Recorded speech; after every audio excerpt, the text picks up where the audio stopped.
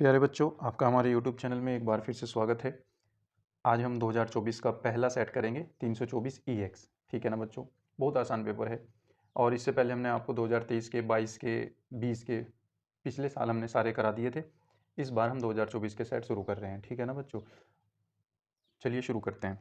देखिए, पहला क्वेश्चन ये कह रहा है कि यदि आव्यूह ए और बी के कर्म कर्म से P क्रॉस Q और Q क्रॉस R है तो ए बी का कर्म क्या है। ये इसकी इसने ऑर्डर दे दिया। एक मैट्रिक्स ए है आपकी, उसका ऑर्डर ये है, और एक मैट्रिक्स बी है, उसका ऑर्डर ये है, Q क्रॉस R। ठीक है ना। अब वो पूछ रहा है कि अगर मैं इनकी दोनों की मल्टीप्लाई कर दूं, ए बी एक मैट्रिक्स बनेगी, उसका ऑर्डर क्या होगा। तो देखिए, बहुत आसान है बच्चों। पहले का क्या क्वेश्चन आपका, अगर आपके पास कोई ए मैट्रिक्स है और उसका जो ऑर्डर है वो P क्रॉस Q है, और दूसरा मैट्रिक्स आपके पास बी है, उसका ऑर्डर जो है वो Q क्रॉस R है। अब इन दोनों की आपको मल्टीप्लाई करनी है। ठीक है ना। देखो, मल्टीप्लाई किस शर्त पे होगी। मल्टीप्लाई की एक कंडीशन ये है कि जितनी इसमें कॉलम की संख्या होगी उतनी इसमें रो की संख्या होनी चाहिए।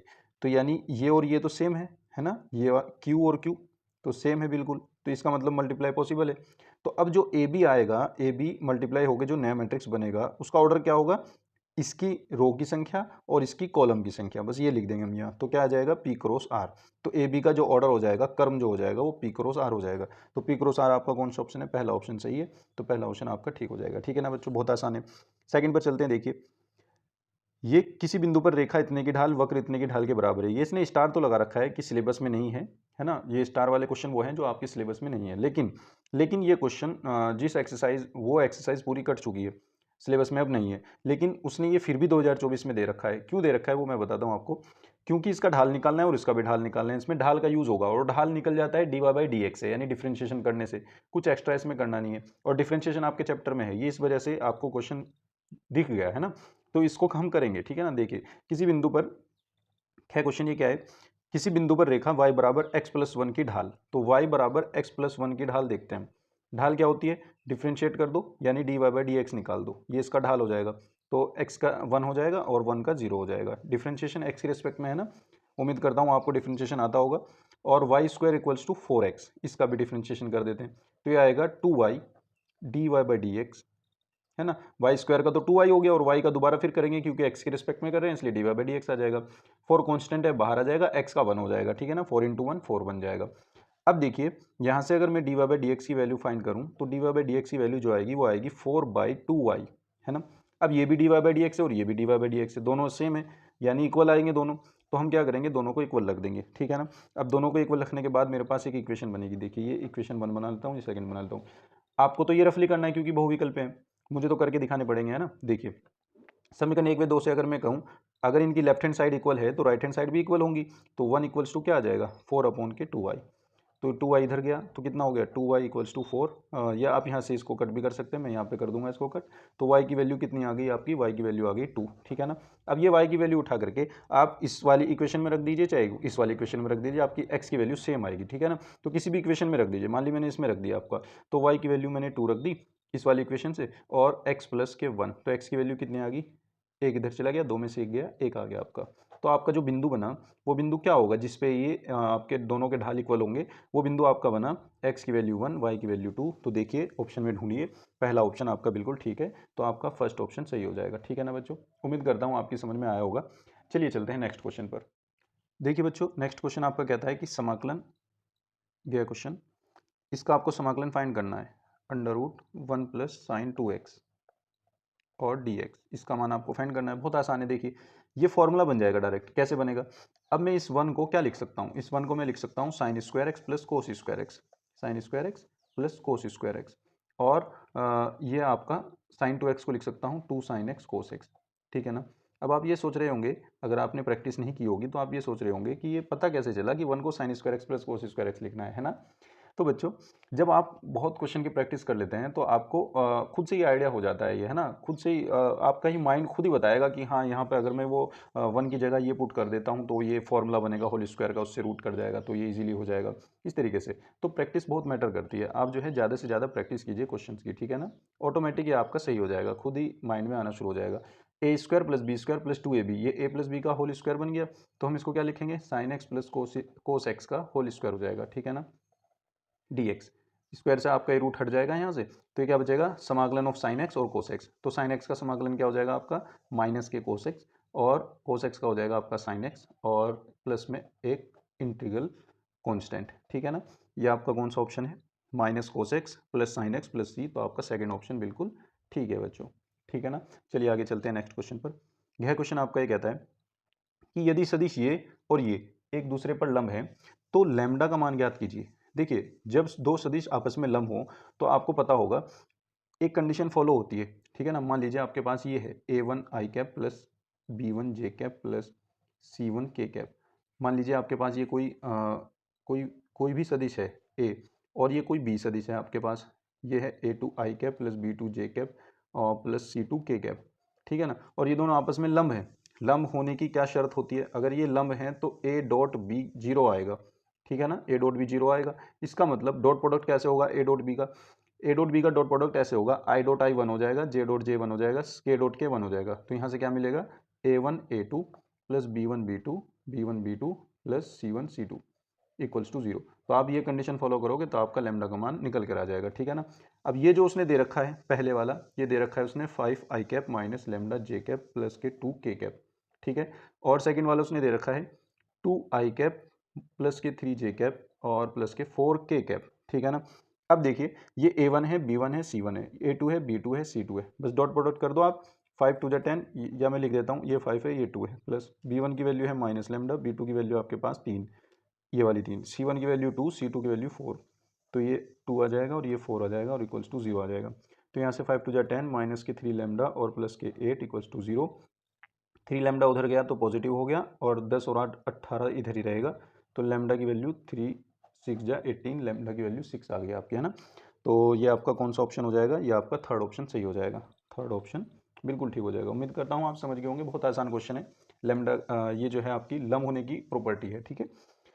अब चलिए आगे नेक्स्ट क्वेश्चन पर चलते हैं। नेक्स्ट क्वेश्चन क्या कहता है आपका, कह रहा है कि अवकल समीकरण इतने की घात क्या है। देखिए ये भी बहुत आसान क्वेश्चन है घात पता करने का, वो मैं आपको बताता हूँ कैसे घात पता करेंगे। x plus K D Y by D X का होल स्क्वायर, इसकी हमें घात बतानी है ना, घात। अब देखिए घात कैसे पता चलेगी, आपको सबसे ज्यादा कोटि का डेरिवेटिव इसमें देखना है, अवकलज सबसे ज्यादा कोटि का। तो सबसे ज्यादा कोटि, ये तो एक कोटि का अवकलज है, ये दो कोटि का अवकलज है। तो जो दो कोटि का अवकलज है, इसकी कोटि तो पूरी अवकल समीकरण की दो हो जाएगी, लेकिन इसकी घात जो होगी, जो इसकी घात होगी वही पूरी अवकल समीकरण की घात होगी। लेकिन बच्चों यहाँ ध्यान देने योग्य यह बात है कि यहाँ पर ये जो इधर रूट है, फोर्थ रूट है ना, फोर्थ रूट, ये जब तक सॉल्व नहीं होगा तब तक आप इसकी घात नहीं बताओगे, ठीक है ना। तो आप क्या करोगे, पहले इस फोर्थ रूट को सॉल्व करोगे, यानी ये फोर्थ रूट जब इधर जाएगा तो ये पावर में चला जाएगा इधर, ये क्या हो जाएगा आपका, ये हो जाएगा D two Y by D X square का होल पावर 4, और इक्वल्स टू बचेगा X plus K D Y by D X का होल स्क्वायर। देख लेना सब, पहले आप ये देख लेना कि ऐसा कुछ तो नहीं है इधर, कोई रूट तो नहीं है जो इधर आए, या फिफ्थ रूट हो, सिक्स रूट हो, कितना भी रूट हो, इधर अगर पूरे पे हुआ तो उसको पहले आपको इधर लाना है, ठीक है ना, उसके बाद देखना है। अब ये आपकी एक अवकल समीकरण बन चुकी है, ठीक है। अब देखिए इसकी कोटि जो होगी, वो सबसे ज्यादा कोटि का जो भी अवकलज होगा वही इस समीकरण की कोटि होगी। तो कोटि इसकी यहाँ से पता चलेगी, तो कोटि इसकी क्या है, दो, है ना। कोटि इसकी दो हो गई, और घात इसकी कितनी होगी, देखिए घात जिसकी जहां से कोटि पता चली उसी की होल पावर देख लो क्या है, होल पावर कितनी है, 4, तो इसकी घात क्या हो जाएगी आपकी, 4 हो जाएगी, ठीक है ना। देखिए ऑप्शन में 4 है ना, हाँ फर्स्ट ऑप्शन आपका सही है, तो फर्स्ट ऑप्शन आपका बिल्कुल ठीक हो जाएगा, ठीक है ना बच्चों। चलिए चलते हैं नेक्स्ट क्वेश्चन पर। देखिए बच्चों नेक्स्ट क्वेश्चन कह रहा है कि दर्शाइए कि फलन एफ एक्स जो है वो आपका ये फंक्शन है, ठीक है। और ये कह रहा है कि एक्स बराबर 0 पर सतत नहीं है, ये हमें प्रूफ करना है। तो देखिए बच्चों बहुत आसान क्वेश्चन है ये भी, दूसरे का क्या क्वेश्चन। ये कह रहा है कि आपके पास फंक्शन है F of X equals to X plus two. ये कब है, जब एक्स की वैल्यू 0 नहीं है, 0 से बड़ी हो या छोटी हो तो यही फंक्शन रहेगा, और एक्स बराबर 0 पे ये 1 हो जाएगा, ठीक है ना। अब एक्स बराबर 0 पे हमें इसकी टेस्टिंग करनी है, तो हम क्या करते हैं, सबसे पहले एक्स बराबर 0 पर फंक्शन की वैल्यू निकाल लेते हैं। फंक्शन की वैल्यू क्या हो जाएगी, एक्स बराबर 0 पर फंक्शन की वैल्यू आ जाएगी 1, क्योंकि देखो एक्स बराबर 0 जब मैं यहाँ पे रखूंगा तो ये वाला वैल्यू मिलेगा मुझे, ठीक है ना, क्योंकि इसने बता रखा है कि जब एक्स बराबर 0 है तो इस फंक्शन का मान 1 होगा। तो हमने एक्स बराबर 0 पर फंक्शन की वैल्यू ले ली, एफ ऑफ 0 बराबर 1, ठीक है।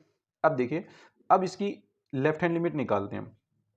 लेफ्ट हैंड लिमिट, देखिए कंटिन्यूअस होने के लिए आपको left hand limit, right hand limit और फंक्शन की वैल्यू, ये तीनों वैल्यू बराबर आनी चाहिए। ये x बराबर 0 पे होगी, ये भी x बराबर 0 पर, ये भी x बराबर 0 पे। अगर ये तीनों बराबर आई तो ये कॉन्टिन्यूअस होगा। अगर इनमें से कोई भी दो इक्वल ना आए, चाहे तो तीनों ही इक्वल ना आए या कोई भी दो इक्वल ना आए, तो ये हम उसको मना कर देंगे कि ये कॉन्टिन्यूअस नहीं है, यानी सतत नहीं है। ठीक है ना। तो हम इसकी लेफ्ट हैंड लिमिट लेकर के चलते हैं। तो लेफ्ट हैंड लिमिट कैसे निकालते हैं? लिमिट एक्सटेंडिंग टू 0 माइनस, ये माइनस लेफ्ट हैंड लिमिट के लिए लगा रहे हैं, अगर राइट हैंड लिमिट होती तो प्लस लगा देते, और एफ ऑफ एक्स। ठीक है। अब देखिए यहाँ पे जब हम फंक्शन वैल्यू रखेंगे यानी एक्स टेंडिंग टू 0, अब ये देखो एक्स टेंडिंग टू 0 माइनस, यानी माइनस की तरफ से 0 पे आ रहा है वो, माइनस नेगेटिव साइड से, दूसरी साइड से, है ना। मान लीजिए आपके पास अगर ये नंबर लाइन है, ये 0 है, तो इधर से एक्स की तरफ अप्रोच कर रहे हैं हम, ठीक है ना, माइनस की तरफ से। और अगर राइट हैंड लिमिट होती तो हम इधर से अप्रोच करते, वो हम 0, अब ये 0 माइनस है और इधर 0 प्लस है। 0 माइनस यानी बहुत हल्का सा पीछे से, बहुत हल्का पीछे उसके यहीं पे। तो हम यहाँ पे देख रहे हैं, अब जब x की वैल्यू 0 नहीं है तब तो फंक्शन ये है, अब वो चाहे 0 से छोटा हो या बड़ा हो। अब 0 से छोटा तो हल्का सा इधर है, 0 पे तो है नहीं, तो फंक्शन ये बैठेगा हमारा। तो फंक्शन हम यहाँ पे रखेंगे x+2। अगर जब मैं इसमें x की वैल्यू लिमिट पुट कर दूंगा, 0 पुट करूंगा तो 2 आएगा। अब देखिए फंक्शन की वैल्यू 1 थी और लिमिट इसकी लेफ्ट हैंड लिमिट 2 आई, तो यहीं से ये इक्वल नहीं है, राइट हैंड लिमिट निकालने की जरूरत ही नहीं पड़ेगी आपको। तो आप ये कहोगे कि left hand limit not equal to function की वैल्यू, यानी फंक्शन की वैल्यू के बराबर नहीं है। अतः हमारा फलन जो है, अतः दिया गया फलन x बराबर 0 पर सतत नहीं है, यानी कॉन्टिन्यूअस नहीं है। ठीक है ना बच्चों। चलिए नेक्स्ट क्वेश्चन पर चलते हैं। ख क्वेश्चन पर, ख क्वेश्चन क्या कहता है? कह रहा है कि इसका मान निकालिए, साइन इनवर्स मुख्य मान साइन 7π/4, साइन 7π/4 का मुख्य मान आपको निकालना है। अब देखिए मुख्य मान इसका क्या होगा, साइन इनवर्स साइन π/4। अब मैं इसको डायरेक्ट नहीं काट सकता क्योंकि 7π/4 जो है वो आपकी साइन की रेंज में नहीं है। अब साइन इनवर्स की रेंज क्या होती है? -π/2 से लेकर के π/2 होती है, यानी इसी के बीच में वैल्यू मिलेगी, डोमेन इसका साइन इनवर्स का। अब अगर मैं ये यहाँ से साइन से कट कर दूंगा तो 7π/4 इस रेंज में तो आता नहीं, तो हम क्या करेंगे अब हम क्या करेंगे, इसको पहले इस रेंज में लाएंगे। तो वो कैसे बनेगा? देखिए साइन इनवर्स साइन, इसको मैं लिख सकता हूँ 4 2 जा 8 यानी 2π माइनस π/4, ऐसे लिख सकता हूँ। साइन 2π माइनस π/4 यानी साइन 360 माइनस थीटा है। अब साइन 360 माइनस थीटा को मैं क्या लिख सकता हूँ? साइन 360 माइनस थीटा कौन से क्वाड्रेंट में बैठेगा? फर्स्ट क्वाड्रेंट में या लास्ट क्वाड्रेंट में? लास्ट क्वाड्रेंट में बैठेगा, है ना, यहाँ पे बैठेगा। तो यहाँ पे तो साइन नेगेटिव होता है, तो ये माइनस के साइन थीटा आ जाएगा, माइनस के साइन π/4। ठीक है, माइनस के साइन π/4, और ये माइनस इसका अंदर चला जाएगा, जब तक ये माइनस है तब तक हम ये हटा नहीं सकते यहाँ से। तो ये क्या होगा?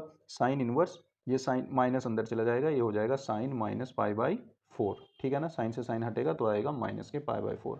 अब ये आपको इस रेंज में बैठ जाता है, माइनस के π/4 यानी -45, और ये है -90 से +90 डिग्री। तो इसका मतलब ये इसके बीच में है, तो इसका मतलब ये इसका आंसर है। ठीक है ना बच्चों, उम्मीद करता हूँ आप समझ गए होंगे। बहुत आसान क्वेश्चन है, अगर आप पहले सिलेबस पूरा करके अपना रिवीजन करके अनसोल्ड पर आए हैं तो आपको ये इजीली समझ में आ जाएगा। और अगर आपने अब तक अपना सिलेबस अभी पूरा नहीं किया है तो मैं आपसे ये रिकमेंड करता हूँ आपको कि आप पहले अपना सिलेबस पूरा कर लीजिए, उसके बाद जो है आप अनसोल्ड पर आइएगा रिवीजन के बाद। ठीक है ना, अभी आपके पास टाइम है तो आप अपना सिलेबस पूरा कर लीजिए। ठीक है, आगे चलते हैं गया क्वेश्चन पर। देखिए गया क्वेश्चन, यदि y इक्वल्स टू ये है तो सिद्ध कीजिए ये होगा, जहाँ a b अचर है। तो बहुत आसान है ये भी, देखिए y equals to ae⁻x plus b, इससे हमें ये सिद्ध करना है। तो देखिए हम क्या करेंगे, एक बार डेरिवेटिव करते हैं इसका, dy/dx कितना आ जाएगा? a तो कांस्टेंट है, e⁻x का डिफरेंशिएशन e⁻x ही रहता है x की रिस्पेक्ट में, और b ये कांस्टेंट है, ये 0 हो जाएगा। ठीक है ना, एक बार और कर देते हैं, d2y/dx²। क्यों कर रहे हैं हम? क्योंकि देखिए हमें जो प्रूफ करना है उसमें हाईएस्ट 2 बार है, तो हम इसलिए 2 बार कर देते हैं। a तो कांस्टेंट है, बाहर आ जाएगा, और e⁻x जो है उसका सेम रहेगा, क्योंकि देखिए जब हम d/dx ऑफ e⁻x का डिफरेंशिएशन करते हैं x की रिस्पेक्ट में, तो ये सेम ही आ जाता है, e⁻x ही आ जाता है। ठीक है ना, तो अब देखिए ये हमारे पास इक्वेशन 1 है और इक्वेशन 2 है। अब देखिए उसने क्या कहा था, डबल डेरिवेटिव में से सिंगल डेरिवेटिव घटाया हुआ है, तो हम इसमें से अगर ये घटा दें तो ये आ जाएगा।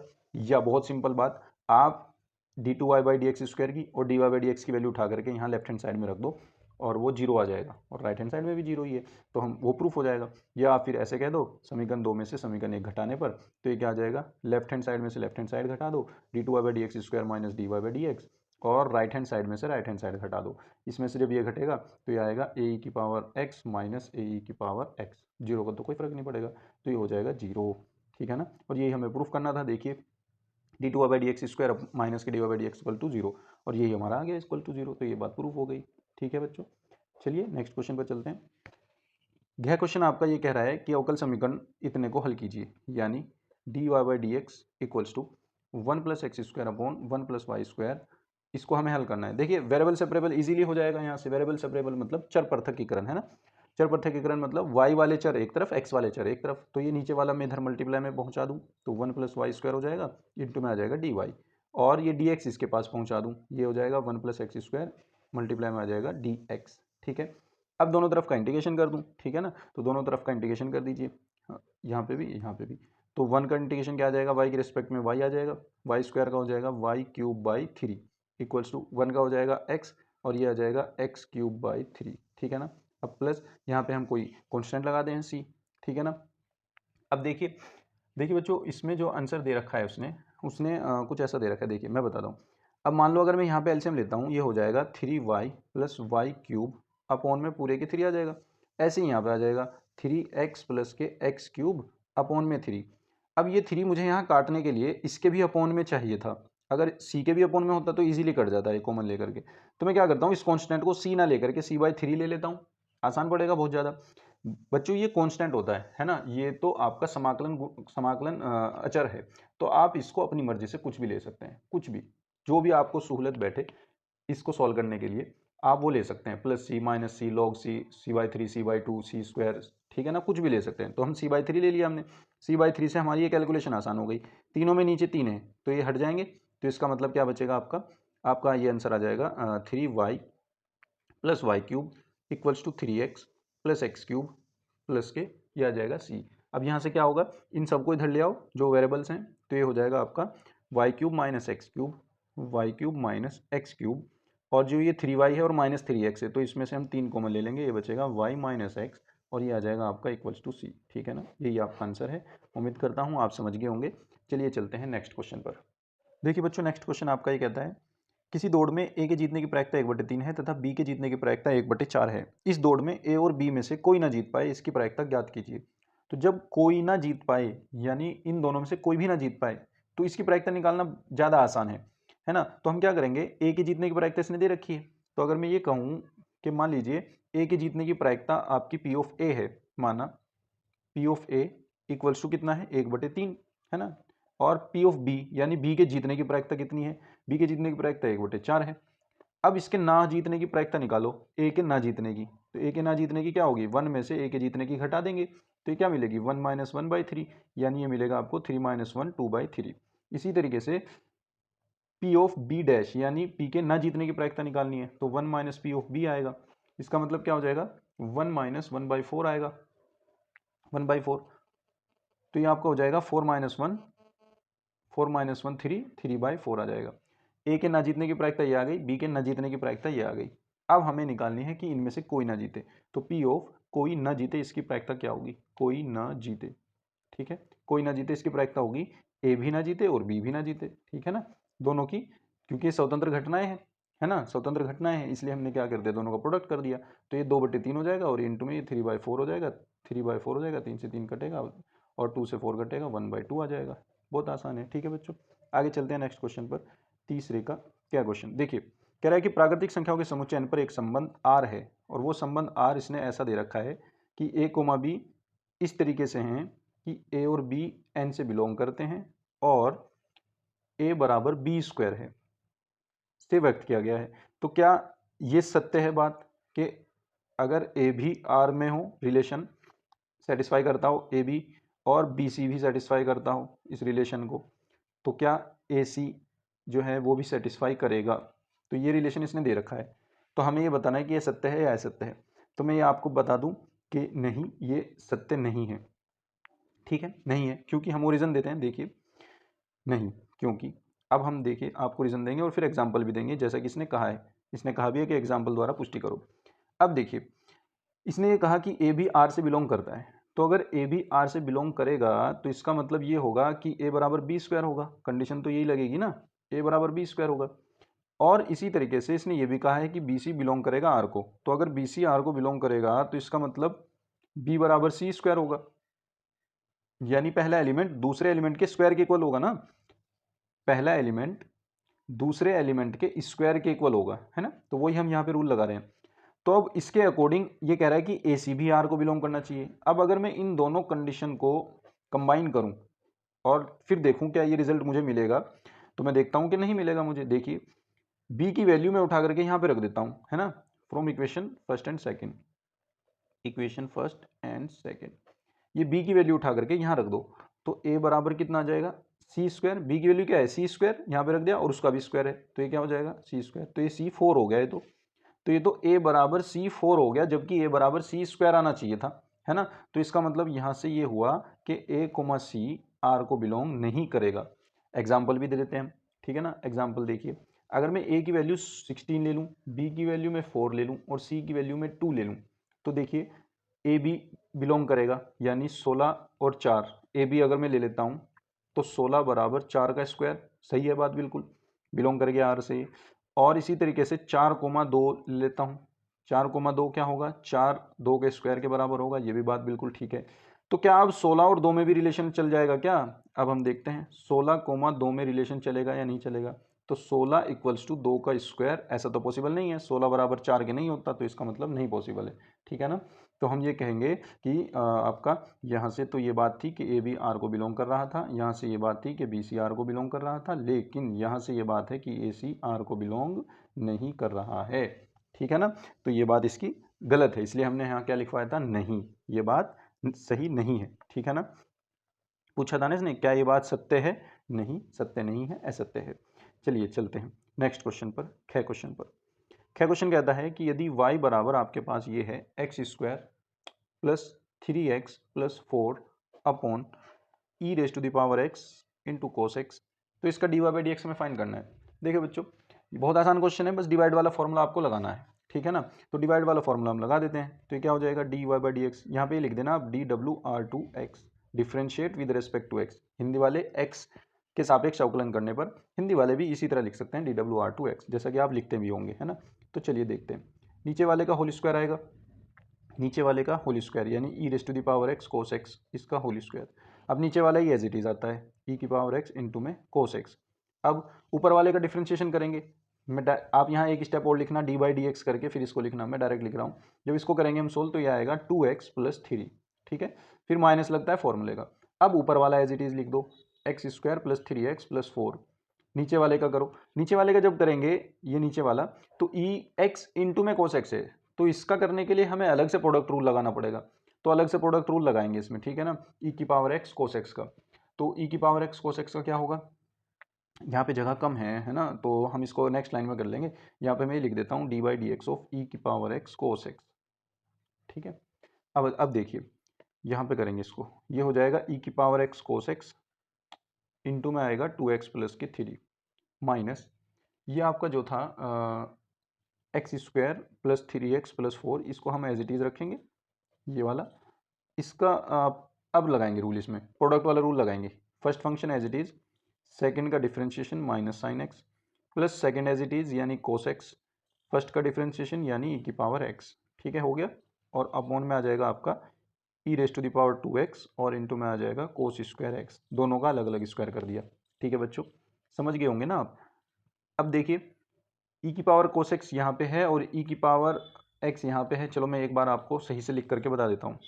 ई की पावर एक्स कोस एक्स है यहाँ पर और इसके मल्टीप्लाई में है 2x प्लस के 3, ये ध्यान रखना ये अलग है, कोस एक्स अलग है ये अलग है।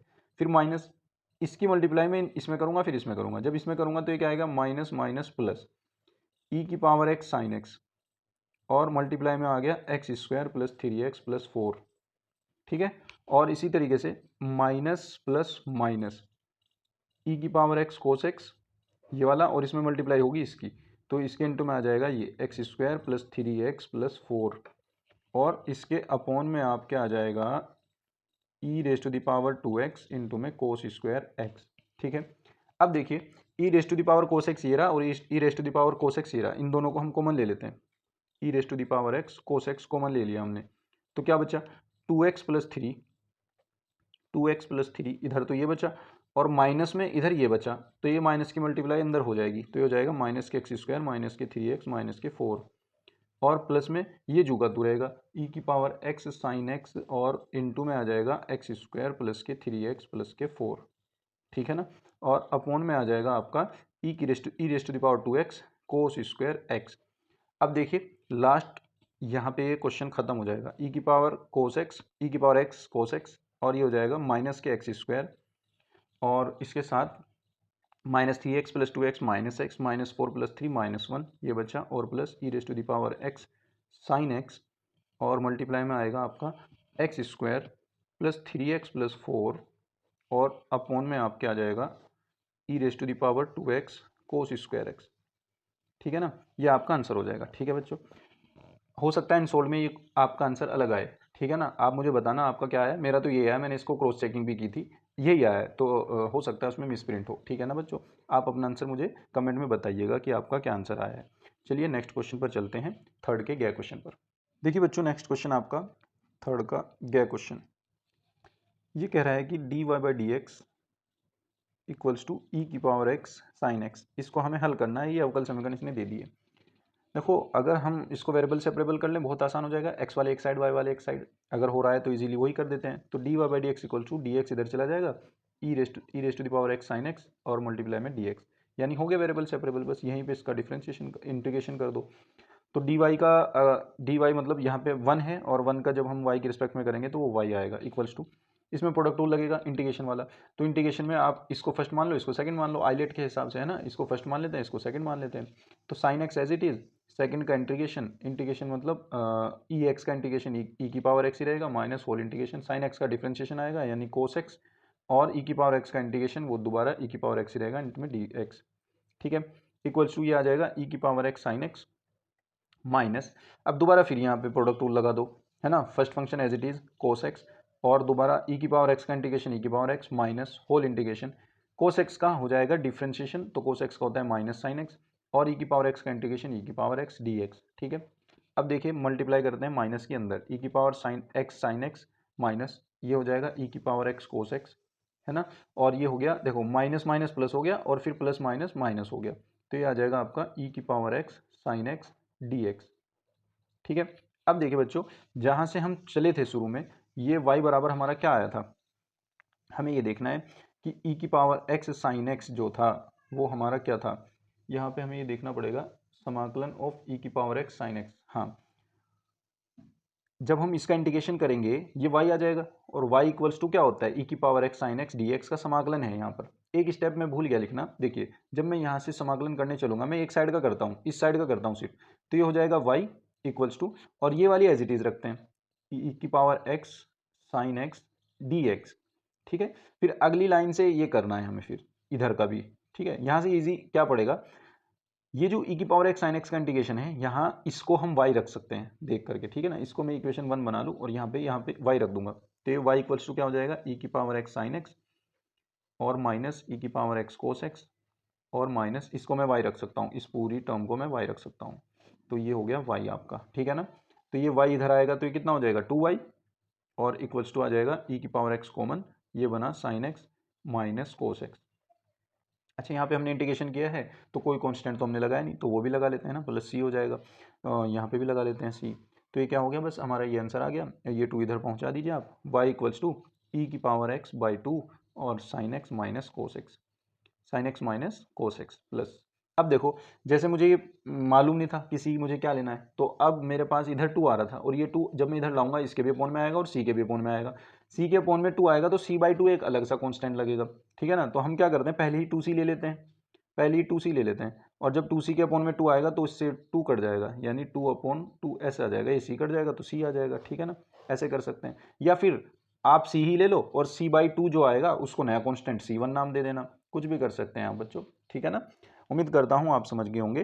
चलिए नेक्स्ट क्वेश्चन पर चलते हैं, गहरे क्वेश्चन की तरफ चलते हैं, ठीक है ना, कह रहा है कि एक पासे को एक बार उछाला जाता है, पासे पर प्राप्त संख्या जो 3 का अपूर्त्य है यानी 3 का गुणज है, को ई से और पासे पर प्राप्त संख्या जो सम है को एफ से निरूपित किया गया है। यानी दो घटनाएं इसने माना आपके पास दो घटनाएं हैं। पहली घटना ई है। ई घटना यह दर्शाती है कि पासे पर जो है 3 का गुणज आएगा, है ना, पासे पर 3 का गुणज आता है, 3 का गुणज आता है, ये कह दो आप। और एक दूसरी घटना उसने एफ मानी, वो कह रहा है कि पासे पर सम संख्या होती है, पासे पर सम संख्या प्राप्त होती है या आती है, कुछ ही लिख सकते हैं आप, सम संख्या प्राप्त होती है ना। अब देखिए दो इवेंट हो गए। अब ये क्या कह रहा है, क्या ई तथा एफ स्वतंत्र घटनाएं हैं। अब स्वतंत्र घटनाएं तो आप तब प्रूफ करोगे ना जब आपको पता होगा कि स्वतंत्र घटनाएं की क्या कंडीशन है। तो मैं आपको बता दूं स्वतंत्र घटनाएं की जो कंडीशन है वो ये है कि P of E intersection F equals to P of E product P of F।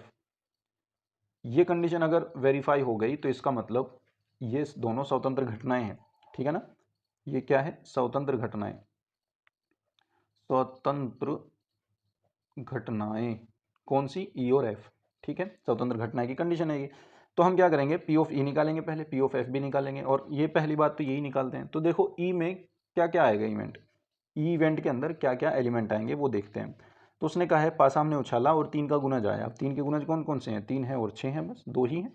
और एफ, एफ क्या होगा, उसने कहा सम संख्या आएगी। सम क्या है, 2 भी है, 4 भी है और 6 भी है।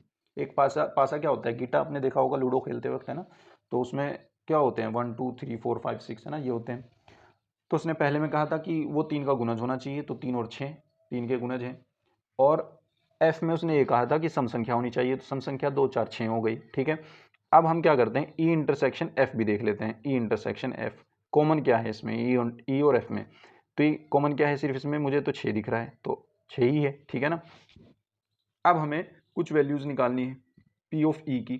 पी ऑफ ई की वैल्यू क्या होगी कि ई के अंदर, सॉरी, ई के अंदर कितने एलिमेंट है, ई के अंदर 2 एलिमेंट है, तो हमारे फेवर में 2 हुए, तो हमारे हमारे फेवर में 2 हो गए। और टोटल कितने हैं, जो एक टोटल कितने आ सकते हैं, मतलब टोटल आउटकम्स कितने हैं।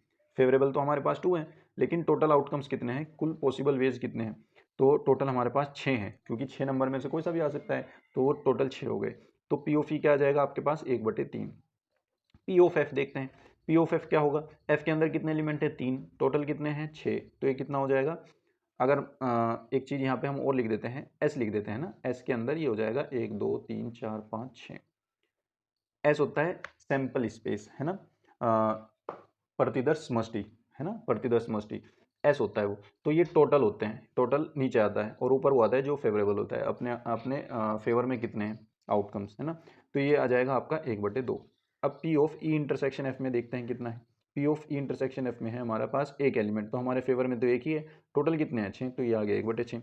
अब देखिए P of A intersection F तो 1/6 आ गया, क्या इसके equal P of E into P of F आ रहा है, जी बिल्कुल आ रहा है। पी ऑफ ई की वैल्यू है आपके पास 1/3, पी ऑफ एफ की वैल्यू है आपके पास 1/2, जब मैं इनकी मल्टीप्लाई करूंगा तो 1/6 आ जाएगा, और 1/6 ही P of E intersection F है, P of E intersection F है। तो P of E intersection F बराबर P of E into P of F आ गया, है ना, यानी ये कंडीशन वेरीफाई हो गई। हेंस अतः अतः ई और एफ स्वतंत्र घटनाएं हैं, ई और एफ क्या हैं, स्वतंत्र घटनाएं हैं, घटनाएं हैं, ठीक है बच्चों, ये हमारा प्रूफ हो गया, ठीक है। तो चलिए चलते हैं नेक्स्ट क्वेश्चन की तरफ। नेक्स्ट क्वेश्चन आपका कहता है अवकलन कीजिए y बराबर कोस एक्स की पावर साइन एक्स। तो देखिए बच्चों ये भी बहुत आसान क्वेश्चन है, y बराबर कोस एक्स की पावर साइन एक्स, लोग लेकर के इजीली ये हो जाएगा, ठीक है ना। तो चलिए शुरू करते हैं इसको। 4k y बराबर cos X whole power sine X. बहुत इसके जैसे बहुत क्वेश्चन रिपीट हो रहे हैं, पीछे भी लास्ट ईयर में भी बहुत क्वेश्चन रिपीट हुए हैं, ठीक है ना। तो आप इसके जैसे क्वेश्चन कर लीजिएगा, ठीक है। एक तो ये, और इसमें वो क्या करता है, एक आधी टर्म और जोड़ देता है प्लस करके, साइन एक्स की पावर कोस एक्स कर देगा, या एक्स की पावर एक्स कर देगा, या एक्स की पावर 10x कर देगा, है ना, इसी के साथ ही। तो वहाँ आप यू और वी मान करके करना, हो सकता है आगे आ जाए, मैं उसको भी करा दूंगा, लेकिन मैंने लास्ट ईयर में करा रखे हैं, वो बहुत सारे क्वेश्चन करा रखे हैं ऐसे। तो देखिए हम क्या करेंगे, दोनों तरफ लॉग लेने पर, लिख देना आप दोनों तरफ लॉग लेने पर, तो ये हो जाएगा log y इक्वल्स टू, यहाँ पे आ जाएगा लॉग, ये हो जाएगा cos X whole power sine X, ठीक है। अब देखिए ये हो जाएगा आपका log y, और ये हो जाएगा, ये साइन एक्स आगे आ जाएगा, क्योंकि आपके पास एक प्रॉपर्टी है log की, कि अगर log m की पावर n होता है तो हम उसको लिख सकते हैं n log m, है ना। तो ये आ जाएगा आगे, ये हो जाएगा sine x log cos x, log cos x, ठीक है ना। बस यहाँ से अब हमें इसका डिफ्रेंशिएशन करना है, dWr2x differentiate with respect to X, X के सापेक्ष अवकलन करने पर। log y का अवकलन करेंगे एक्स के रिस्पेक्ट में, तो सबसे पहले आएगा 1/y और y का करेंगे तो हो जाएगा dy/dx इक्वल्स टू, यहाँ पे प्रोडक्ट रूल लगेगा, एक फंक्शन ये है एक फंक्शन ये है, तो first function as it is sine X, दूसरे का करेंगे log cos x का हो जाएगा 1/cos x, पहले तो log का किया 1/cos x आ गया, फिर cos x का करेंगे माइनस साइन x आ जाएगा, ठीक है ना, और फिर प्लस लगाओ, सेकंड का हो गया, सेकंड को एज इट इज लिख दो log cos x। अब फर्स्ट का करो, फर्स्ट क्या है साइन x, साइन x का क्या हो जाएगा cos x हो जाएगा, ठीक है ना बच्चों।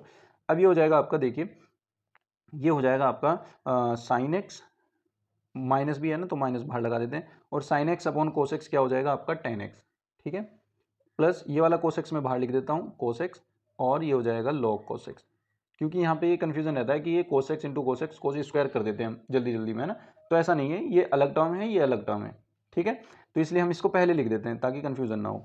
अब ये y जो है इधर मल्टीप्लाई डिवाइड में, इसको मल्टीप्लाई में ले आते हैं इधर, ठीक है, इसको मल्टीप्लाई में ले आते हैं यहाँ, तो ये पूरे के मल्टीप्लाई में आ जाएगा यहाँ, बस इस y की वैल्यू रख दो और आपका आंसर तैयार है। तो dy/dx इक्वल्स टू, ये y की वैल्यू क्या थी, ये रही cos X whole raise to the power sine x, और ब्रैकेट में ये आपका माइनस के sine X tan X, minus के साइन एक्स टेन एक्स, और प्लस में cos X multiply by log cos x, ये आपका आंसर आ जाएगा, ठीक है ना बच्चों। उम्मीद करता हूँ आप समझ गए होंगे, बहुत आसान क्वेश्चन है बच्चों, अगर आपने थोड़ी सी भी मेहनत की होगी तो ये क्वेश्चन आप इजीली कर पाओगे, ठीक है ना। चलिए नेक्स्ट क्वेश्चन पर चलते हैं। देखिए बच्चों नेक्स्ट क्वेश्चन ये कह रहा है कि किसी लीप वर्ष यानी अधिवर्ष में 53 रविवार होने की प्रायिकता ज्ञात कीजिए।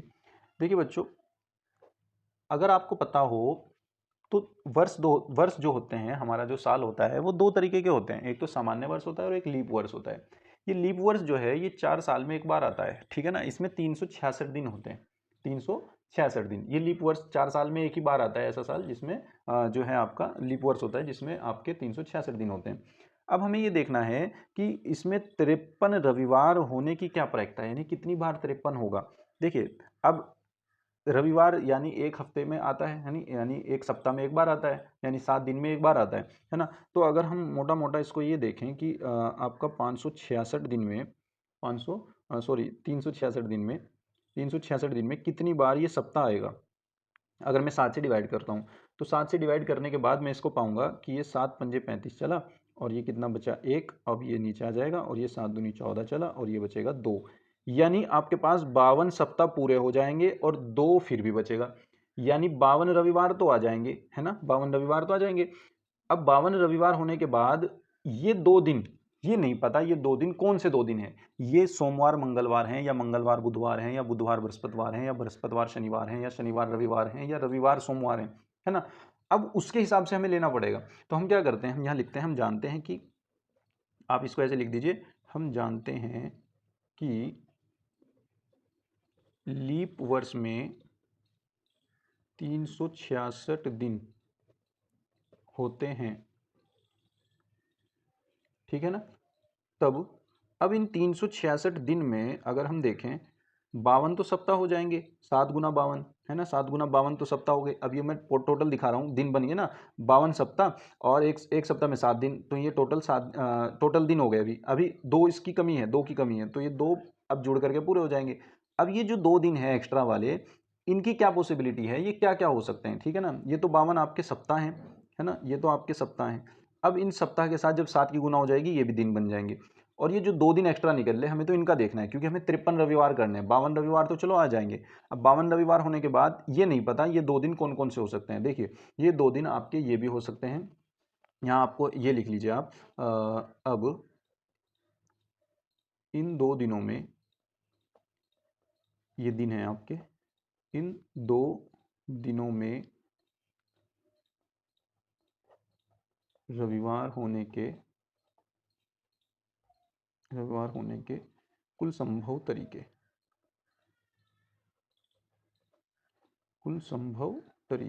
देखिए इसमें ये आपका संडे मंडे भी हो सकता है, मंडे ट्यूसडे भी हो सकता है, ट्यूसडे वेडनेसडे भी हो सकता है, वेडनेसडे थर्सडे भी हो सकता है, और थर्सडे के साथ फ्राइडे भी हो सकता है, या फ्राइडे के साथ सैटरडे भी हो सकता है, और सैटरडे के साथ संडे भी हो सकता है।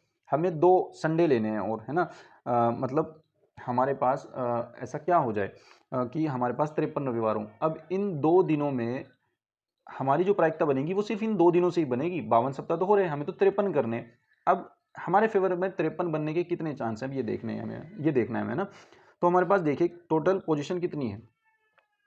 अतः अभीष्ट प्रायिकता क्या होगी हमारी, अतः अभीष्ट प्रायिकता, अभीष्ट प्रायिकता देखिए देखिए हमारे पास ये 2 दिन है। अब इन 2 दिन पे हमारी जो है प्रोबेबिलिटी डिपेंड करेगी। अब इन 2 दिनों में हमारे फेवर में कौन है, एक तो ये है संडे मंडे, क्योंकि इसमें भी एक संडे आ रहा है, और एक ये है इसमें भी एक सैटरडे एक संडे, यानी संडे इसमें भी आ रहा है इन 2 दिनों में। तो हमारे फेवर में तो यही 2 पार्ट है, हमारे फेवर में 2 हैं, और अपॉन में टोटल कितने होंगे, 1 2 3 4 5 6 और 7, टोटल कितने हैं 7, है ना। तो समझ में आया। तो इन 2 दिनों से अगर इन 2 दिनों में संडे जो होगा वही हमारी प्रोबेबिलिटी को यानी प्रायिकता को निर्धारित करेगा कि 53 रविवार होने की क्या प्रायिकता है। तो इन 2 दिनों से ही पता चलेगा वो। तो अब इन 2 दिनों में रविवार होने की प्रायिकता ही हमें निकालनी है। तो इन 2 दिनों में रविवार होने की प्रायिकता हमने निकाल दी। अब ये होने थे 7 दिन, 7 दिन में मतलब 7 टाइप के हो सकते थे, कुछ भी हो सकते थे। तो इन 7 में से इन 2 में ही हमारे फेवर में संडे आ रहा है, तो हमने क्या किया, 2 हमारे फेवर में है, 7 टोटल है, तो 2/7 आपकी क्या हो जाएगी, अभीष्ट प्रायिकता हो जाएगी। ठीक है ना बच्चों, उम्मीद करता हूँ आप समझ गए होंगे। चलिए नेक्स्ट क्वेश्चन पर चलते हैं। नेक्स्ट क्वेश्चन आपका ये कहता है, गया क्वेश्चन कह रहा है कि बिंदु इतने से जाने वाली सदिश इतने के समांतर रेखा का सदिश समीकरण ज्ञात कीजिए। अब आप क्या कीजिए, इनको सदिश मान लीजिए, माना जिससे वो होकर जा रही है उसका स्थिति सदिश, माना बिंदु ए से जाने वाली, बिंदु ए क्या है आपका 5 2 -4, इसका हम स्थिति सदिश ले लेते हैं ना, स्थिति सदिश। इसका स्थिति सदिश आपके पास क्या हो जाएगा, ए वेक्टर मान लिया हमने, तो आएगा 5i cap plus 2j cap minus 4k cap. इनकी मल्टीप्लाई कर दो i j k में और डायरेक्ट लिख दो। ठीक है। दूसरा जिससे वो होके जा रहा है, सॉरी जिस सदिश के समांतर है उसको आप b मान लो, तथा उसको हम b मान लेते हैं। वो क्या है आपका 3i cap plus 2j cap minus 8k cap. ठीक है। तब रेखा का सदिश समीकरण क्या होगा, बहुत आसान है। तब रेखा का सदिश समीकरण, तब रेखा का सदिश समीकरण वेक्टर आर बराबर ए प्लस लैम्डा बी वेक्टर। तो ए वेक्टर आपके पास क्या है, 5i cap plus 2j cap minus 4k cap, और इसके साथ प्लस लगा के लैम्डा, और बी वेक्टर आपके पास क्या है 3i cap plus 2j cap minus 8k cap. ठीक है ना, ये आपका हो गया सदिश समीकरण। बस यही आपका आंसर हो जाएगा। ठीक है, बहुत आसान क्वेश्चन है। आगे चलते हैं, क्या क्वेश्चन देखिए, ये भी कितना आसान क्वेश्चन है। आपको ऐसा लग रहा होगा कि सर सारे क्वेश्चन आसान बता रहे हैं, तो बच्चों ये है ही आसान क्वेश्चन। अगर आपने थोड़ी सी मेहनत की होगी तो आपको भी ऐसा ही लगेगा, यार ये तो बहुत आसान क्वेश्चन आए हुए हैं। ठीक है ना, तो बस आप दिल लगा करके मेहनत कीजिए, आपका पेपर बहुत अच्छा जाएगा। मैं भी आपकी पूरी हेल्प करूँगा। ठीक है ना, देखिए इसका मान हमें निकालना है, तो हम सबसे पहले मल्टीप्लाई कर लेते हैं अंदर, है ना। तो ए की जब बी में क्रॉस प्रोडक्ट करेंगे तो ए क्रॉस बी आएगा, फिर ये वाला प्लस, अब ए की सी के साथ मल्टीप्लाई करो, ए क्रॉस सी आ गया, फिर प्लस बी की सी में करेंगे तो बी क्रॉस सी आ गया, और फिर प्लस प्लस प्लस, और बी की ए में करेंगे तो बी क्रॉस ए आ गया। ठीक है, ऐसे ही सी की ए में करेंगे, सी की बी में भी करेंगे, सी क्रॉस ए आ जाएगा और प्लस सी क्रॉस बी आ जाएगा। ठीक है ना।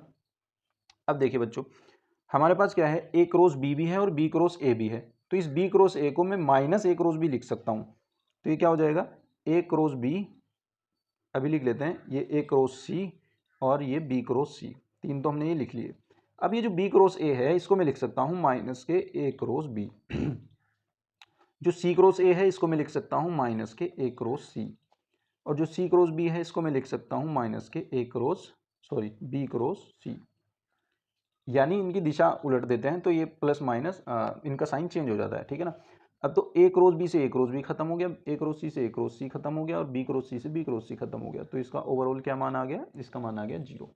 ठीक है बच्चों, उम्मीद करता हूँ आप समझ गए होंगे। बहुत आसान क्वेश्चन है, ज़्यादा इसमें कुछ है नहीं।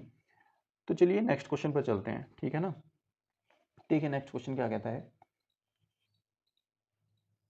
5वें का क्या पार्ट। ये कह रहा है आपको कि यदि आपके पास कोई ए सेट है 1 2 3 4 5, और एक सेट बी है 1 4 5। ये कह रहा है ए से बी में संबंध आर छोटा है हो तो, यानी एक संबंध है आर जो कि दर्शाता है कि छोटा है, तो आर से संबंधित क्रमित युग्मों का समुच्चय ज्ञात कीजिए। तो हमें ए से बी में एक संबंध बनाना है, तो बस ए से बी में एक संबंध लिख दो, ए से बी में एक संबंध। अब ए से बी में एक संबंध अगर मैं इसके अकॉर्डिंग लिखना चाहूँ तो देखिए वो क्या होगा, मैं इसको R1 नाम दे देता हूँ, है ना। तो ये हो जाएगा आपका, देखो इसने कहा है छोटा है, यानी ए से बी में हम जा रहे हैं, इस वाले सेट से इसमें हम जा रहे हैं, तो यानी इसका एलिमेंट इससे छोटा होना चाहिए। अगर इसका एलिमेंट ए है और इसका एलिमेंट बी है तो ए छोटा है बी से, ऐसा होना चाहिए। तो जब हम इसके एलिमेंट उठाएंगे, अब वो एलिमेंट उठाएंगे जो इसके एलिमेंट से छोटे हों, और सबके साथ देखिए मान लीजिए मैंने इधर से 1 उठाया, तो 1 इधर के किस से छोटा है, 1 से तो छोटा है नहीं, तो जो इधर का 1 है वो इस 4 से छोटा है, और इधर वाला 1 इधर के 5 से भी छोटा है, ठीक है। अब इधर का 2 उठा लो आप, इधर का 2, अब इधर का 2 किस किस से छोटा है वो लिख दो, इधर वालों से। तो ये 2 जो है ये 4 से भी छोटा है और 5 से भी छोटा है, तो 2 4 से भी छोटा है, 2 5 से भी छोटा है, ठीक है। ऐसे ही ये 3 किस से छोटा है, ये 3 4 से भी और 3 5 से भी, और ये 4 सिर्फ 5 से छोटा है, और 5 तो किसी से भी छोटा नहीं है, ठीक है ना। तो बस ये आपका आ जाएगा एक सेट, क्रमित युग्मों का सेट आ जाएगा, ठीक है, क्रमित युग्मों का समुच्चय। दूसरा इसने कहा है कि बी से ए तक संबंध को परिभाषित कीजिए, यानी बी से ए तक भी आपको संबंध लिखना है। तो अगर मैं बी से ए में संबंध लिखूं, बी से ए में संबंध, तो वो क्या होगा, उसे भी इसी तरीके से बनाएंगे, है ना। अब की बार क्या करना है, बी के एलिमेंट छोटे होंगे ए के एलिमेंट से, ठीक है, बी के एलिमेंट छोटे होंगे ए के एलिमेंट से, तो इसको मैं R2 नाम दे देता हूँ। अब बी के एलिमेंट 1 जो है वो इसके किस एलिमेंट से छोटा है, 2 से, 3 से, 4 से, 5 से, सबसे है। तो एक 2 से भी छोटा है, एक 3 से भी छोटा है, एक 4 से भी छोटा है, और एक 5 से भी छोटा है, इसके 2 3 4 5 से छोटा है। अब ये 4 किन किन से छोटा है, 4 सिर्फ 5 से छोटा है और किसी से नहीं है। अब ये 5 तो इनमें से किसी से भी छोटा नहीं है, तो बस आपका यही आंसर हो जाएगा, ठीक है ना।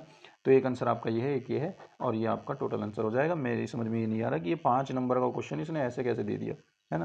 अब देखिए, बताइए, आप खुद बताइए कि ये क्वेश्चन 5 नंबर में, छोटा सा क्वेश्चन है, कुछ भी नहीं है इसमें, कोई बड़ा सा क्वेश्चन हो तो बात बने 5 नंबर में, ठीक है ना। तो चलिए चलते हैं नेक्स्ट क्वेश्चन पर। देखिए बच्चों, नेक्स्ट क्वेश्चन 6 क्वेश्चन क्या कहता है, कह रहा है कि एक्स वाई जेड के मानों को ज्ञात कीजिए यदि आपके पास ये अवयव है और सारणी समीकरण जो है इसको संतुष्ट करता है। तो आपका ये जो ए है, ये इसने दे रखा है 0 टू वाई जेड, इसके साथ एक्स वाई माइनस जेड और एक्स माइनस वाई और जेड। अब इसमें हमें ज़रूरत पड़ेगी ए डैश की भी, तो हम ए डैश फाइंड कर लेते हैं, ठीक है ना। ए डैश क्या आएगा, जो इसकी रो है उसको कॉलम बना दीजिए, 0 टू वाई और जेड, दूसरी रो को दूसरा कॉलम बना दीजिए, एक्स वाई माइनस जेड, तीसरी रो को तीसरा कॉलम बना दीजिए, एक्स माइनस वाई और जेड, ठीक है, ये ए डैश आ गया। अब उसने ये दिया है ए डैश, इसको वो संतुष्ट कर रहा है ना, ए डैश बराबर आई, ये दिया है, इसको संतुष्ट कर रहा वो। तो इसका मतलब अगर हम यहाँ पे ये जो है आपकी मैट्रिक्स रख देते हैं तो इसको सेटिस्फाई करेगा। तो सॉरी, ए डैश ए है ना, ए डैश पहले है ए बाद में है, तो ए डैश की वैल्यू रख देते हैं 0 एक्स और X, 2 Y, Y minus Y, Z minus Z और जेड, ये आपके पास आ गया। और इसके साथ ए है, ए हमारे पास क्या है, 0 X X, 2 Y, Y minus Y, Z minus Z और जेड, और ये किसके बराबर है, आइडेंटिटी मैट्रिक्स, यानी 1 0 0 0 1 0 0 0 1 तत्समकाव्य है ना, आइडेंटिटी मैट्रिक्स। अब देखिए इसकी मल्टीप्लाई करते हैं, इसकी मल्टीप्लाई कैसे होगी, फर्स्ट रो की फर्स्ट कॉलम में करेंगे, तो ये क्या आ जाएगा, 0 इंटू 0 0 एक्स एक्स इंटू, तो क्या होगा एक्स स्क्वायर, और प्लस में ये भी एक्स स्क्वायर, तो x square plus x square 2x square, पहले एलिमेंट बन गया। अब इसकी मल्टीप्लाई इसमें करेंगे, पहला 0 आ गया, फिर एक्स की वाई में करेंगे तो प्लस के एक्स वाई, और एक्स की वाई में करेंगे तो माइनस के एक्स वाई। अब इसकी मल्टीप्लाई ऐसे करो, पहला 0 हो गया, फिर एक्स जेड हो गया माइनस के और प्लस के एक्स जेड हो गया, माइनस के एक्स जेड और प्लस के एक्स जेड, तो 0 हो जाएगा। फिर इसकी मल्टीप्लाई ऐसे करते हैं, ये 0 हो गया, ये वाई एक्स हो गया, ये माइनस के वाई एक्स हो गया, तो डायरेक्ट लिख दूँ बस, ये 0 हो जाएगा। इसकी मल्टीप्लाई ऐसे करते हैं, ये 2 दूनी 4 वाई स्क्वायर हो गया, 4 वाई स्क्वायर, और इसके साथ प्लस के वाई स्क्वायर, और ये भी प्लस के वाई स्क्वायर, तो ये कितने हो गए, वाई स्क्वायर, ये भी प्लस के वाई स्क्वायर। अब इसकी मल्टीप्लाई ऐसे करते हैं, यानी ये हो गया 2yz, फिर y की इसमें मल्टीप्लाई होगी माइनस के वाई जेड, फिर इसकी मल्टीप्लाई इसमें होगी माइनस के वाई जेड, है ना। कैसे हो रही मल्टीप्लाई, इस रो की इस कॉलम में कर रहे हैं ना, बारी बारी एलिमेंट की, पहले एलिमेंट की, फिर दूसरे की, फिर तीसरे की। अब ऐसे ही इस रो की पहले इसमें करेंगे एलिमेंट बनेगा, फिर इसकी इसमें करेंगे एलिमेंट बनेगा, फिर इसकी इसमें करेंगे एलिमेंट बनेगा। तो जेड की 0 में करेंगे तो 0, फिर माइनस जेड की एक्स में करेंगे माइनस जेड एक्स, और प्लस जेड की एक्स में करेंगे प्लस जेड एक्स, यानी ये भी 0 हो जाएगा। फिर इसकी मल्टीप्लाई यहाँ पे करेंगे जेड की इसमें करेंगे तो 2yz आ जाएगा, 2yz माइनस के जेड वाई और माइनस के जेड वाई माइनस के 2zy। फिर इसकी गुना ऐसे करते हैं, जेड की जेड में करेंगे तो जेड स्क्वायर आएगा, फिर minus minus plus Z square आएगा, फिर प्लस जेड स्क्वायर आएगा, यानी 3 बार आ जाएगा जेड स्क्वायर। ठीक है, और ये आ जाएगा आपका 1 1 0 0 0 1 0 0 0 1। ठीक है, ठीक है ना बच्चों। अब आगे चलते हैं। देखिए यहाँ पे अगर मैं देखूँ तो ये हो गया 2x स्क्वायर, और ये 0 हो गया, और ये भी 0 हो गया, और ये तो 0 है ही। 4 5 6, ये 6y स्क्वायर हो गए, ये माइनस के 2yz और प्लस के 2yz, ये भी 0 हो गया, ये भी 0 हो गया, ये भी 0 हो गया, 2zy और 2zy 0, और ये 3z स्क्वायर हो गए, और इक्वल्स टू आ गया आपका 1 0 0 0 1 0 0 0 1।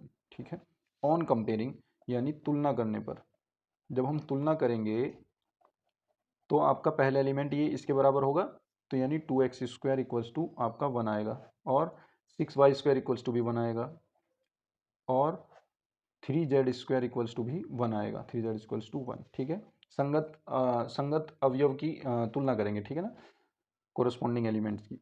तो ये एक्स स्क्वायर इक्वल्स टू क्या आ जाएगा 1/2, तो यहाँ से x की वैल्यू आ जाएगी प्लस माइनस 1/√2। ठीक है, यहाँ से क्या आ जाएगा Y square equals to 6, sorry 1/6, और y की वैल्यू आ जाएगी प्लस माइनस 1/√6। ऐसे ही आ जाएगा जेड स्क्वायर इक्वल्स टू 1/3, और z की वैल्यू आ जाएगी प्लस माइनस 1/√3। तो एक्स वाई जेड आपको तीनों की वैल्यू मिल गई। ठीक है ना बच्चों, उम्मीद करता हूँ आप समझ गए होंगे बच्चों। अब देखिए ये गया क्वेश्चन जो है आपका, जैसे कि मैंने अभी पीछे पीछे कराया है ना, वो था कोस एक्स की पावर साइन एक्स। आपको ये सेम करना है। मैं इसको हल्का सा बता देता हूँ, मैं इसको पूरा नहीं कराऊंगा, क्योंकि ये ऐसे ऐसे बहुत क्वेश्चन आए हुए हैं, पीछे भी आए हुए हैं। आप अनसोल्ड को चेक करना, 2023 में भी आए हुए हैं, तो मैंने वहाँ भी करा रखे हैं, आप प्लेलिस्ट में जा करके वीडियो देख लेना, ये समझ में आ जाएंगे आपके। बस मैं थोड़ा सा हिंट दे देता हूँ आपको, है ना। ये एक्स की पावर एक्स है, और ये कोस एक्स की पावर 10x है। इसमें आप डायरेक्ट नहीं लोग लेना, ठीक है, डायरेक्ट नहीं लोगे। डायरेक्ट जब ये बीच में प्लस है तो इसको डायरेक्ट लोग नहीं ले सकते आप। तो ये क्या हो जाएगा, इसमें आप ऐसे मान लेना कि माना ये y बराबर u प्लस के v है, ठीक है। तो u बराबर ये हो जाएगा, v बराबर ये हो जाएगा। अब इसका आप डिफ्रेंशिएशन करो x की रेस्पेक्ट में, तो ये dy बाई डी एक्स आएगा, ये du बाई डी एक्स आएगा, और ये प्लस में dv बाई डी एक्स आएगा। ठीक है, इसको 1 बना लेना। अब यहाँ से आपको एक u बराबर मिलेगा, आपको क्या, x raise to the power x, और v बराबर मिलेगा आपको क्या, cos x raise to the power 10x। अब यहां से इन क्वेश्चन को ऐसे करना जैसे हमने पीछे का क्वेश्चन किया था, फोर्थ का के, है ना, फोर्थ का के किया था ना हमने, सेम ऐसे ही, बस ऐसे ही चलाना है, दोनों तरफ लोग लोगे और उसको सॉल्व करोगे। फिर यहां से आपका D U by D X मिलेगा, यहां से क्या मिलेगा, D U by D X, और यहां से आपको मिलेगा D V by D X, D V by D X. ठीक है, ये दोनों वैल्यू मिलेंगी आपको। अब ये दोनों वैल्यू उठा करके आप इसमें रख देना, और एकदम आपका आंसर आ जाएगा। ठीक है ना, आपको मैं आंसर भी बता देता हूँ, इसका आंसर ये आएगा D Y by D x equals to, जब आप ये दोनों वैल्यू उठा करके यहाँ रख दोगे तो आपका आ जाएगा cos X raise to the power 10x, और ये आ जाएगा sec square X into log cos X, और माइनस 10 स्क्वायर एक्स। ये तो हुआ इसका D U upon D X का इतना, फिर बीच में प्लस है ये वाला।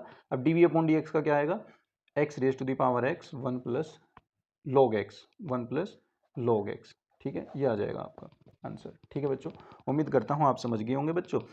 अब यहाँ से नेक्स्ट जितने भी क्वेश्चन रहते हैं वो हम इसके सेकंड पार्ट में करेंगे, ठीक है ना बच्चों, क्योंकि वीडियो काफ़ी लंबी हो चुकी है, और अब हम दूसरी वीडियो बनाएंगे बाकी क्वेश्चंस के लिए। ठीक है बच्चों, उम्मीद करता हूँ आपके सब कुछ समझ में आ गया होगा। अगर आपको वीडियो अच्छी लगी हो तो लाइक कीजिए, और अपने दोस्तों में शेयर कीजिए, और चैनल को सब्सक्राइब कर लीजिए। Thank you.